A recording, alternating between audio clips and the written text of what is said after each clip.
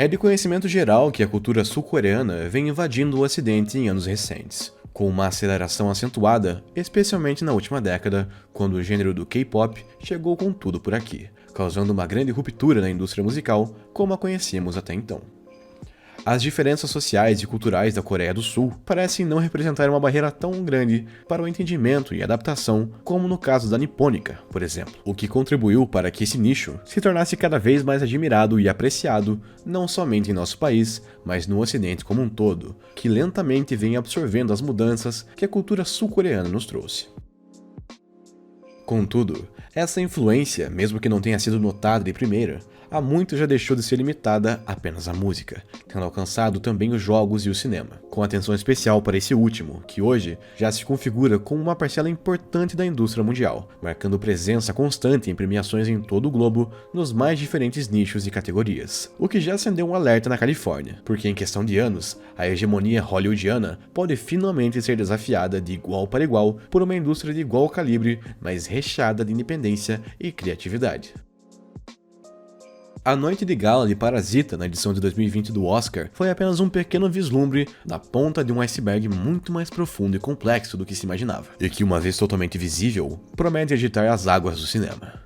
Já se percebe uma qualidade acima da média para as produções internacionais e independentes no cinema sul-coreano, o que faz com que muitos de seus filmes batam de frente com produções americanas.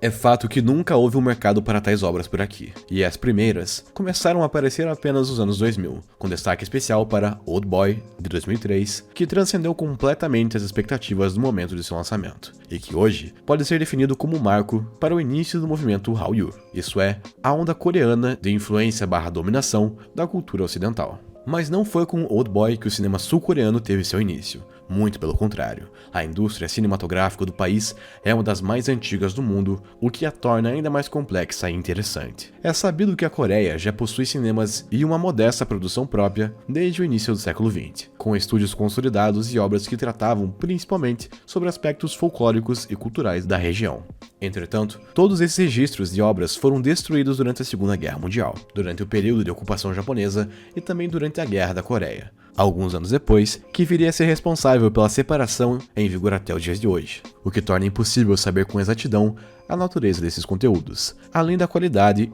e dos aspectos técnicos empregados em sua criação.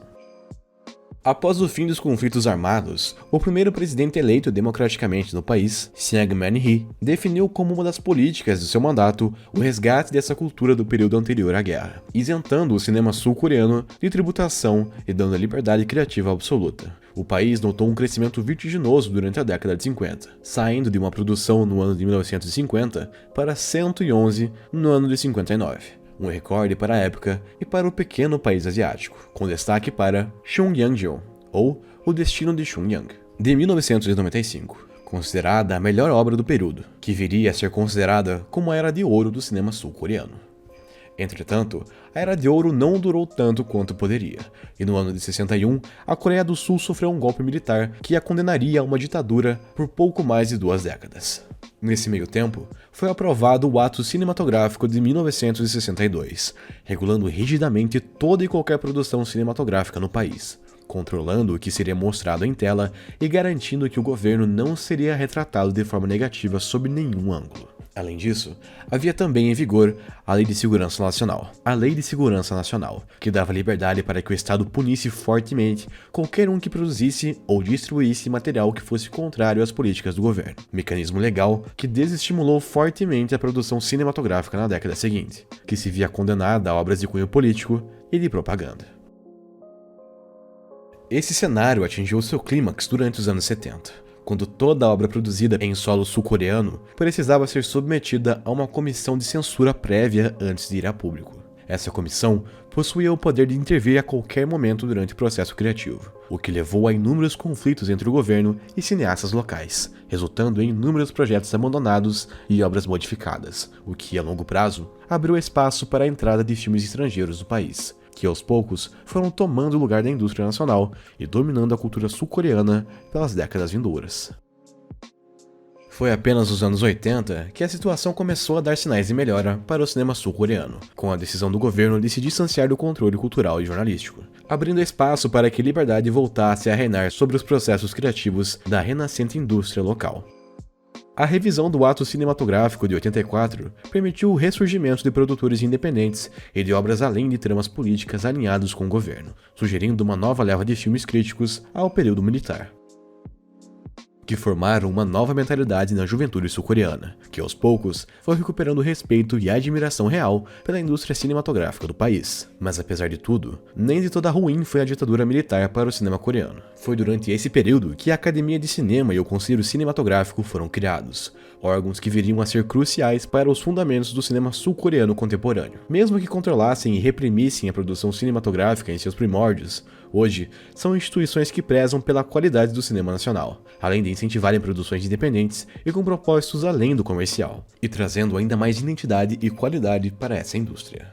Essa política de incentivo pode ser percebida principalmente durante a década de 90, quando o governo sul-coreano começou a implantar a política que desencadearia a onda coreana no século seguinte. Tudo ocorreu de forma muito gradativa e sem que percebêssemos. Mas aos poucos, esse esforço sul-coreano fez com que o mundo todo conhecesse ao menos um artista do país, e desde então a influência do país vem apenas aumentando, impulsionada pelos fenômenos do K-pop, esportes e do próprio cinema.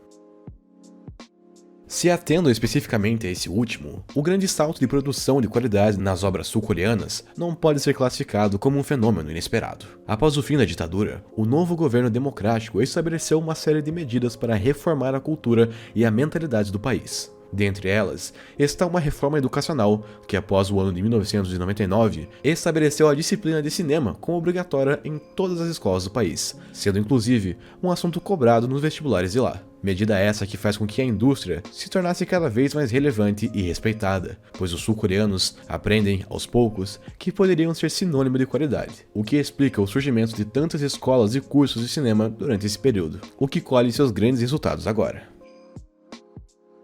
Para chegar ao ponto em que estamos hoje, essa primeira geração de diretores sul-coreanos pós-democratização mergulhou de cabeça nas obras de Alfred Hitchcock e Martin Scorsese, grandes mentes do cinema americano do último século, além de terem pego também muitas influências de outras culturas, como Federico Fellini, do cinema italiano, e Akira Kurosawa, do japonês.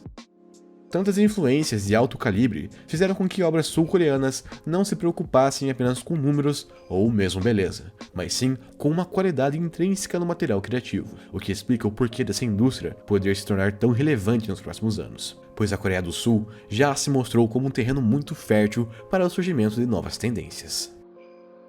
No cinema sul-coreano contemporâneo, existe uma conciliação entre o popular e o artístico, pois diretores não estão dispostos a abrir mão de sua criatividade para agradar produtores e público. As obras são o que é, e com o tempo, aprendemos a apreciá-las por isso. O cinema cult deixou de ser uma realidade distante para o público geral, e hoje, desde a parcela mais leiga até a parte mais crítica do público, é capaz de apreciar esse cinema. E mesmo contendo um estilo narrativo único e repleto de novas ideias, ainda assim se aproveita das suas diferenças culturais e técnicas para provocar a curiosidade no ocidente.